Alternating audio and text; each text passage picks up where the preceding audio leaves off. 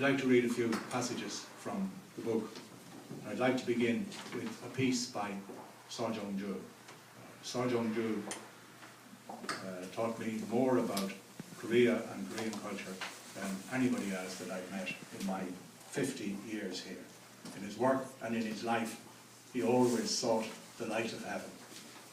And he sought it in the literature of Silla, Koryo, Chosen. He sought it in the Tangun myth, and in his own volumes of poems. He sought to present to his readers a vision of a perfect Korean, modern Korean man or woman, someone who would conform to the idea of the light of heaven. It's the great principle that all our great thinkers have followed. Confucius, the Buddha, Christ, they all look for the light of heaven.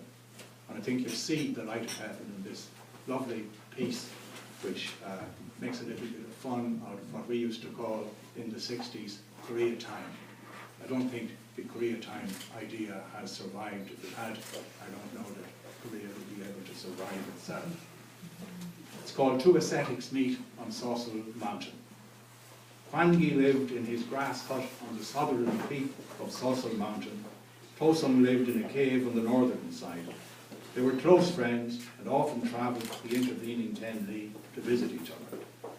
Their arrangements to meet were not according to our rigid norms of year, month, day and hour, but were based on a much more refined standard. When the fresh breeze blew from the north, not too strong and not too weak, and the leaves on the trees leaned to the south, To-sung in the north followed that breeze toward Hwang-gi on the southern peak, and Hwang-gi, refreshed by the breeze, would come out to meet him. And when the wind blew fair in the other direction, and the leaves on the trees leaned toward the north, Hwang-gi on the southern peak set out to visit To-sung on the northern peak. And To-sung, seeing how the breeze blew, would come out to meet his friend. Can't you hear the immortals laugh? And that was always Seo Jung-ju's great theme. Can't you hear the immortals laugh? And they laugh and laugh all through his very many poems.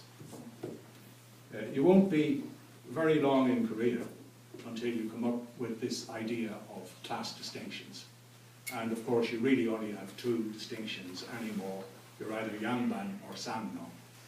Everybody claims to be Yangban and nobody wants any more to be Samno.